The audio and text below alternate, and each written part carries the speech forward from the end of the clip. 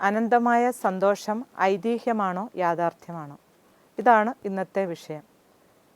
രോഗി ഡോക്ടറിനോട് ചോദിക്കുന്നു, തൻ്റെ രോഗം മാറുമോ എന്ന്. മരുന്ന് കഴിച്ചാൽ മാറും എന്ന് മറുപടി.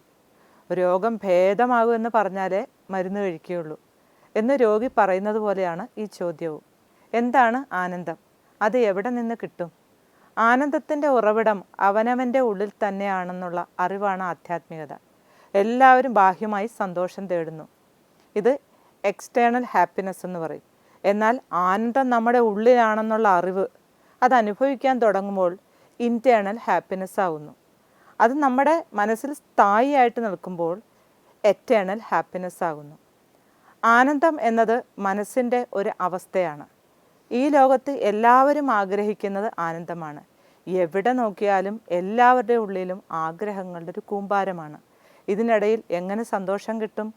ഒരു വസ്തു വേണം എന്നുണ്ടെങ്കിൽ എവിടെയാണ് അതിനെ തിരയുക? അത് ഉള്ളിടത്ത് തന്നെ അന്വേഷിക്കണം.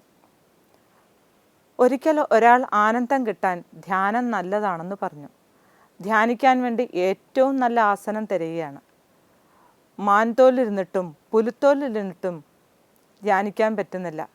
കാട്ടിൽ പോയിരുന്നിട്ടും ഗുഹയിൽ പോയിരുന്നിട്ടും ധ്യാനിക്കാൻ പറ്റുന്നില്ല. വേണ്ടത് മനസ്സിൻ്റെ സാന്നിധ്യമാണ്. ആനന്ദം ആത്മാവിൻ്റെ സ്വരൂപമാണ്. അതിനെയാണ് മനസ്സ് അന്വേഷിക്കുന്നത്. ഒരിക്കലൊരു പത്രവാർത്ത കണ്ടു. ഒരു ഭിക്ഷക്കാരൻ മരിച്ചു. അവിടെ വന്നു കൂടിയ ആൾക്കാർ അയാൾ ഇരിക്കുന്ന സ്ഥലത്ത് ഒരു ചാക്ക് കണ്ടു. അത് പൊക്കി നോക്കിയപ്പോൾ ലക്ഷക്കണക്കിന് രൂപയാണ് അതിലുണ്ടായിരുന്നത്. ഭിക്ഷ കിട്ടിയ പൈസ മുഴുവൻ ശേഖരിച്ചു വെച്ചു. ഒന്നും ഉപയോഗിച്ചില്ല. എന്നിട്ടോ ജീവിതകാലം മുഴുവൻ എല്ലാവരോടും കൈനീട്ടി നടന്നു. ദരിദ്രനായി ജീവിച്ചു. ഇതുപോലെ സ്വരൂപമായ ആനന്ദം നമ്മുടെ ഉള്ളിൽ നിറഞ്ഞു നിൽക്കുന്നു.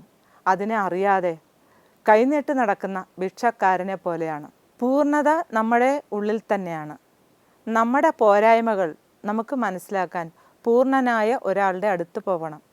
അമ്മ നമ്മളെ വിളിക്കുന്നത് ആത്മസ്വരൂപികളെ, പ്രേമസ്വരൂപികളെ എന്നാണ്. ആത്മസ്വരൂപമായിരിക്കുന്നവർക്ക് എല്ലാത്തിലും ഈശ്വരനെ കാണാൻ കഴിയൂ. അമ്മയുടെ ഓരോ ദർശനവേളകളിലും നാം നുകരുന്നത് ആ പരമാനന്ദത്തിൻ്റെ ഒരു തുള്ളി മാത്രമാണ്. വണ്ട് മധു നുകരുന്നവർ വരെ എന്നും പറഞ്ഞ് മുഴി നടക്കുന്നു. എന്നാൽ പൂവിൽ വന്നിരുന്ന് മധു നുകരാൻ തുടങ്ങുമ്പോൾ തന്നെ മൂളൽ നിൽക്കും. പിന്നെ നിശബ്ദത മാത്രം. ആനന്ദത്തിൽ മുങ്ങുന്നവർക്ക് ആനന്ദത്തിൻ്റെ അളവ് പറഞ്ഞു തരാൻ സാധിക്കില്ല. മൂകമായി പോകുന്ന ഒരവസ്ഥ. അതിനെ വാക്കാൽ പറയാൻ സാധിക്കില്ല. ഏത് സമയത്തും നമ്മൾ അമ്മയുടെ അടുത്ത് ചെന്നാൽ മനസ്സ് നിറയുന്നത് കാണാം. ആ പരമമായ ശാന്തി അനുഭവിക്കുന്നു. അമ്മയോട് പറയാൻ ഉദ്ദേശിച്ചതെല്ലാം വിസ്മരിച്ച് മനസ്സ് നിശബ്ദമാകുന്ന ഒരവസ്ഥ ഓരോ ഭക്തനും ഉണ്ടാകുന്നു. അമ്മയുടെ അടുത്തിരുന്നാൽ മണിക്കൂറുകൾ നിമിഷങ്ങളാകുന്നത് കാണാം. പ്രേമത്തിൻ്റെ പരമോന്നത അവസ്ഥയാണ് ഈ മൗനം. പരമമായ ആനന്ദം അനുഭവിക്കാൻ തടസ്സമായി നിൽക്കുന്നത് എന്താണ്? ഒരിക്കൽ ഒരു ഭക്തൻ അമ്മയുടെ അടുത്ത് വന്നിട്ട് പറഞ്ഞു, അമ്മേ, എന്നെ ഒന്ന് തൊടുമോ? എന്താ മോനെ കാര്യം? അമ്മ തിരക്കി. അമ്മേ, ഞാൻ രാമകൃഷ്ണദേവൻ്റെ ബുക്ക് വായിച്ചു.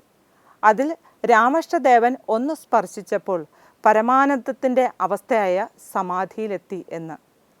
അമ്മ എന്നെ ഒന്ന് തൊട്ടാൽ ആ അവസ്ഥ എനിക്കും അനുഭവിക്കാമല്ലോ. അമ്മ ഉടനെ പറഞ്ഞു, രാമകൃഷ്ണദേവൻ തൊട്ട ആളുടെ സർക്യൂട്ടൊക്കെ ക്ലിയറായിരുന്നു. നിൻ്റെ മുഴുവൻ ഷോർട്ട് സർക്യൂട്ടാണ്. അതിനാൽ തൊട്ടിട്ട് കാര്യമില്ല. ഒരു കാര്യം ഇതിൽ നിന്നും മനസ്സിലാക്കാം.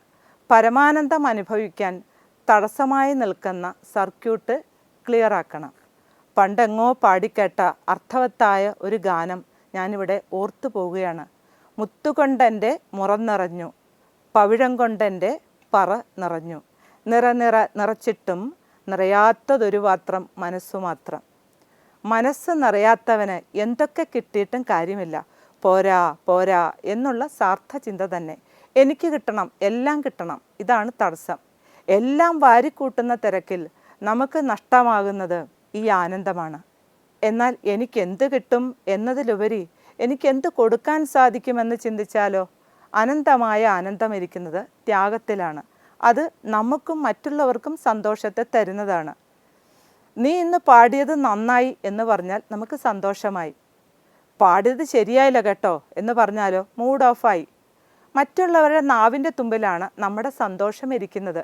എന്നാൽ ഇങ്ങനെയൊന്ന് ചിന്തിച്ചു നോക്കൂ, ഞാൻ നന്നായി പാടി, ആസ്വദിച്ച് പാടി, ആരെന്ത് പറഞ്ഞാലും എന്നെ ബാധിക്കില്ല. മനസ്സിൻ്റെ റിമോട്ട് കൺട്രോൾ നമ്മുടെ കയ്യിലായിരിക്കണം. അത് മറ്റുള്ളവരുടെ കയ്യിലാണെങ്കിലോ മരിക്കും വരെ നമുക്ക് സന്തോഷിക്കാൻ കഴിയില്ല. അനന്തമായ ആനന്ദമാണ് നമ്മുടെ സ്വരൂപം. അതൊരു കെട്ടുകഥയല്ല, സത്യമായ അനുഭവമാണ്. ഒരു കുറ്റകൃത്യം നടക്കുമ്പോൾ 1000 പേർ കണ്ടില്ല എന്നതല്ല കോടതി കാര്യമായി എടുക്കുന്നത്, ഒരാൾ കണ്ടു എന്നുള്ളതാണ് തെളിവായിട്ട് എടുക്കുന്നത്. അതുപോലെ യഥാർത്ഥ ആനന്ദത്തിൻ്റെ അനുഭവം ഭൂരിപക്ഷം ആളുകൾ അനുഭവിച്ചില്ല എന്നതല്ല, ഒരാളെങ്കിലും അനുഭവിച്ചിട്ടുണ്ട് എന്നതാണ് തെളിവ്. ആ തെളിവാണ് അമ്മ. അമ്മ ആനന്ദമാണ്, ആനന്ദ സ്വരൂപമാണ്. അതിനായി നമ്മുടെ മനസ്സിനെ ട്യൂൺ ചെയ്താൽ ആ അനന്തമായ ആനന്ദം നമുക്കും അനുഭവിക്കാം.